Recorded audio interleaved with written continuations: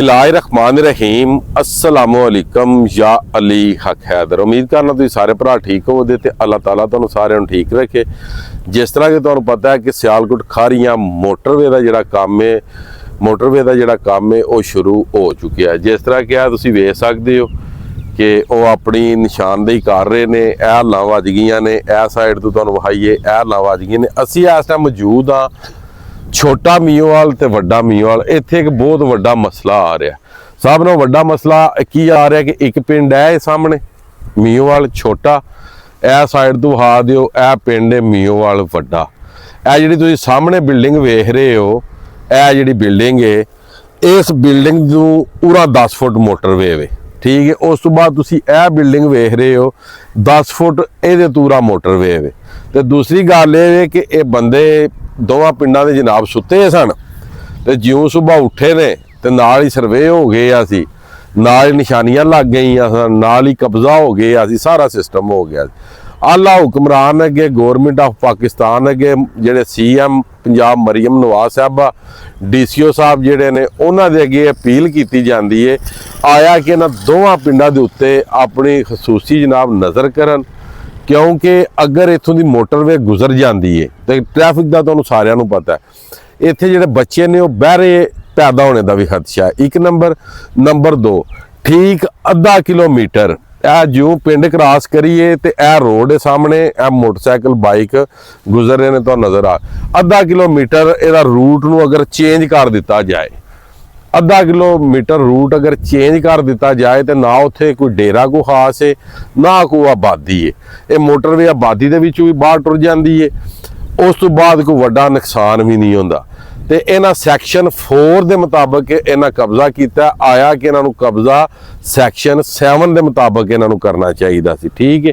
Section 7 उदों होंदा है कि जो मुकम्मल तौर पर जिहड़ा विच घर आ रहे हैं सारे जिहड़े तुसीं वेख रहे हो, अगर इन्हां नूं पेमेंट कर दी जाए बगैर पेमेंट करने तो इन्हां ये जिहड़ी अपनी निशानदेही है ये जिहड़ा सारा सिस्टम है ये इन्हां जनाब मेरी क्लीयर करना शुरू कर दिता। बाकी हुण असीं जावांगे अगे अगे सुनने च आ रहा कि बुलडोजर आए ने, मशीनां आईयां ने, काम जिहड़ा तकरीबन वो शुरू हो चुके हैं। ये मुकम्मल तौर पर जिहड़े मकान आ रहे हैं ना वो तुहानूं विखाए जाण दे, उस तो बाद मुकम्मल तौर पर जिहड़ा नुकसान हो रहा वो विखाया जाएगा। उस तो बाद अगर इस रूट नूं चेंज कर दिता जाए तुहानूं इसे वीडियो दे विच वो भी विखाया जाएगा कि अगर रूट चेंज हो जाए तो कितना की फर्क है। ऐसे वीडियो के तुहानूं दसांगे आया कि यह रूट छड्ड देण, मजीद इस पिंड के बाहर वाली साइड तो लै जाण, सिर्फ दुआड़े के उत्ते FW मोटरवे नूं सिर्फ और सिर्फ 2 पुल बनाने पैंदे ने बस। तो इन्हां दोवां पिंडां दी भी बचत हो जाती है। ये पिंड वाले जिहड़े ने ये सुकून की नींद भी सो सकते हैं। अगर मोटरवे इत्थों लंघ जाती है तो ये लोग सो नहीं सकते। फिर यही है कि इन्हों एक या 2 फी घर में 81 का पता दिता जाए ताकि चौधी गोली राती खाण करन तो फिर आराम नाल सो जाण कर। बकाया मैनूं नहीं लगता जी अगर इत्थों दी लंघ जे तो ये आराम नाल सो सकण दे, ठीक है जी। तो बाकी हुण चलने अगे तुहानूं सारा जिहड़ा व्यू वो अगे जाके देने आ जी।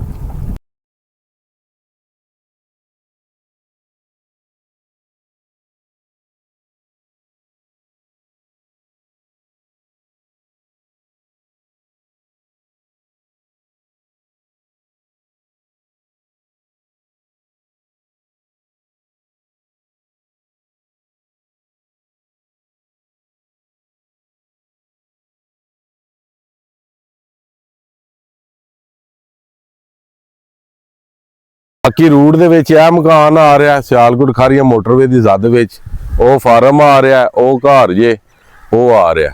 बाकी हुण चलने वो तो क्योंकि रूट इस तरह जा रहा ए साइड तो, ठीक है जी। तो हुण अगे चलने अगे जाके ते तुहानूं सारी सूरत हाल जिहड़ी है ना वो विखाने अगली भी। इस टाइम साडे नाल मौजूद ने जनाब गुलाम शब्बर साहब। तो असी भी तुहानूं पता ही है मोटरवे के रिलेटेड ही वीडियो बनाई दियां ने। वो भी बेचारे ये आंदे ने कि सानूं किसी किस्म का कोई नोटिस नहीं दिता गया, यह डेरा इन्हां दा विखाओ, ठीक। काम वही जनाब होया कि ये जनाब सुते सन तो सुबह उठे ने तो जनाब मेरी हाल वग गया। मकई चेक कराओ, उन्हें आख्या मकई शकई अपनी खत्म कर दिओ।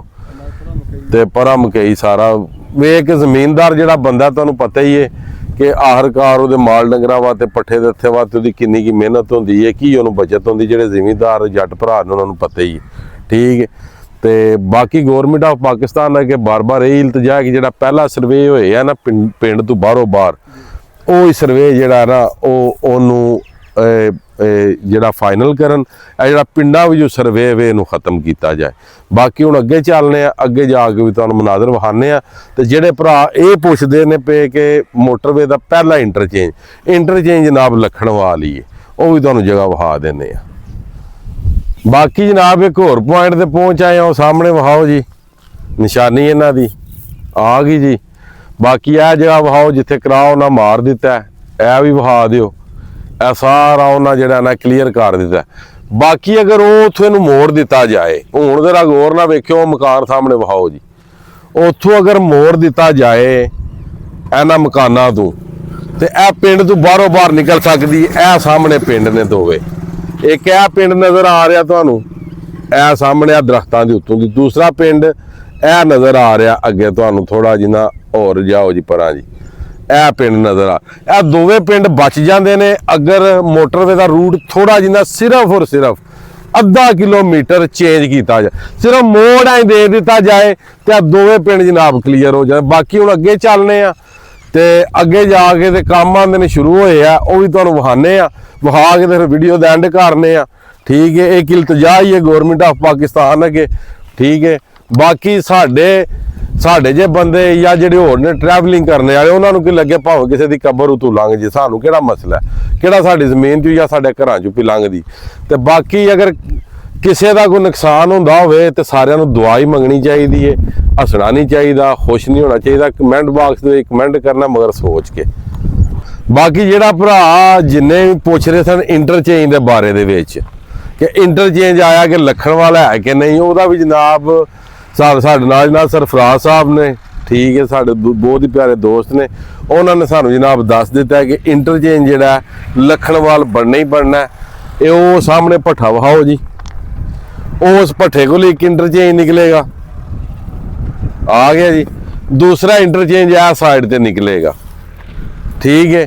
ਪਹਿਲਾਂ ਸਾਨੂੰ ਇਹ ਡਾਊਟ ਸੀ ਕਿ ਇੰਟਰਚੇਂਜ ਸਿਰਫ ਔਰ ਸਿਰਫ ਦੇ ਦਿੱਤਾ ਜਾਏਗਾ ਸ਼ਬਾਜ਼ਪੁਰ ਵਾਲਾ ਇੰਟਰਚੇਂਜ ਖਤਮ ਹੋ ਜਾਏਗਾ ਤੇ ਉਹ ਜਿਹੜਾ ਪਹਿਲਾ ਰੋਡ ਹੈ ਲਖਣਵਾਲ ਤੋਂ ਸ਼ਬਾਜ਼ਪੁਰ ਵਾਲਾ, ਉਹ ਰੋਡ ਸਾਨੂੰ ਇਸਤੇਮਾਲ ਕਰਕੇ ਤੇ ਇੰਟਰਚੇਂਜ ਤੱਕ ਜਾਣਾ ਪਵੇਗਾ। ਤੇ ਇਹ ਹੁਣ ਇਹ ਵੀ ਪੁੱਛ ਲੈਣੇ ਆ ਕਿ ਇਹ ਹੀ ਪਹਿਲਾ ਹੈ ਜਾਂ ਕਿ ਸ਼ਬਾਜ਼ਪੁਰ ਵੀ ਦੇਣਾ ਨੇ ਕਿ ਜਾਂ ਇਹ ਹੀ ਹੈ? ਛੰਨੀ ਟੁਰ ਗਿਆ। ਲੋ ਜੀ, ਜਿਹੜਾ ਪੁਲ ਦੇ ਕੋਲ ਉਹਨਾਂ ਇੰਟਰਚੇਂਜ ਦੇਣਾ ਸੀ ਉਹ ਟੁਰ ਗਿਆ ਬੰਗਲੇ ਚੌਕ ਦੇ ਕੋਲ ਤਕਰੀਬਨ, ਜਿਹੜਾ ਕਿ ਤੁਹਾਨੂੰ ਸਹੀ ਸਮਝ ਆ ਜੇ ਭਖੜੇ ਵਾਲੀ ਬੰਗਲਾ ਚੌਕ ਛੰਨੀ, ਉੱਥੇ ਜਨਾਬ ਉਹ ਦੋ ਇੰਟਰਚੇਂਜ ਟੁਰ ਗਏ ਨੇ। ਜਿਹੜੀ ਜਲਾਲਪੁਰ ਵਾਲੀ ਟ੍ਰੈਫਿਕ ਹੈ, ਗੁਜਰਾਤ ਵਾਲੀ ਜਿਹੜੀ ਟ੍ਰੈਫਿਕ ਹੈ, ਉਹ ਸਿੱਧੀ ਉੱਥੋਂ ਜਾ ਚੜੇ ਦੀ, ਜਾਂ ਜਿਹੜੀ ਹੈਡ ਮਰਾਲਾ ਤੋਂ ਟ੍ਰੈਫਿਕ ਆਉਂਦੀ ਹੈ ਉਹ ਉੱਥੋਂ ਆ ਚੜੇ ਦੀ ਉਸ ਇੰਟਰਚੇਂਜ ਤੋਂ, ਠੀਕ ਹੈ।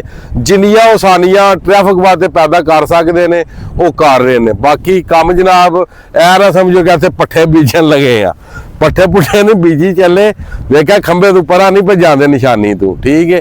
ਤੇ ਇਹ ਜਿਹੜਾ ਕਿ ਇਹ ਮੋਟਰਵੇ ਨੇ ਆਪਣੇ ਕਬਜ਼ੇ ਦੇ ਵਿੱਚ ਜ਼ਮੀਨ ਲੈ ਲਈ ਹੈ ਤੇ ਮਜ਼ੀਦ ਇਨਸ਼ਾਅੱਲਾ ਇੱਕ ਦੋ ਦਿਨ ਦੇ ਵਿੱਚ ਜਿਉਂ ਬਲੇਡ ਵੱਜਾ ਉਹ ਵੀ ਤੁਹਾਡੇ ਨਾਲ ਵੀਡੀਓ ਸ਼ੇਅਰ ਕਰ ਦਿਆਂਗੇ, ਤਾਂ ਕਿ ਤੁਹਾਨੂੰ ਸਾਰਿਆਂ ਭਰਾਵਾਂ ਨੂੰ ਇਸ ਗੱਲ ਦਾ ਪਤਾ ਲੱਗਦਾ ਰਹੇ ਕਿ ਮੋਟਰਵੇ ਦਾ ਕਿੰਨਾ ਕੀ ਕੰਮ ਹੋਇਆ ਤੇ ਕਿੰਨਾ ਕੀ ਨਹੀਂ ਹੋਇਆ।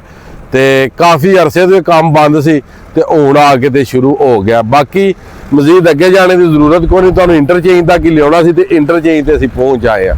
ਇੰਟਰਚੇਂਜ ਜਿਹੜਾ ਨਾ ਇਹਨੂੰ ਦਿੱਤਾ ਜਾਏਗਾ, ਜਲਾਲਪੁਰ ਜੱਟਾਂ ਦੇ ਲੋ, ਭਾਗਵਾਲ ਦੇ ਲੋ, ਟਾਂਡਾ ਦੇ ਲੋ, ਬਡੀਲਾ ਦੇ ਲੋ, ਛੰਭ ਜੋੜੀਆਂ ਦੇ, ਇਸ ਇੰਟਰਚੇਂਜ ਦਾ ਨਾਮ ਹੀ ਜਨਾਬ ਹੋਵੇਗਾ ਜਲਾਲਪੁਰ ਜੱਟਾ ਇੰਟਰਚੇਂਜ, ਠੀਕ ਹੈ।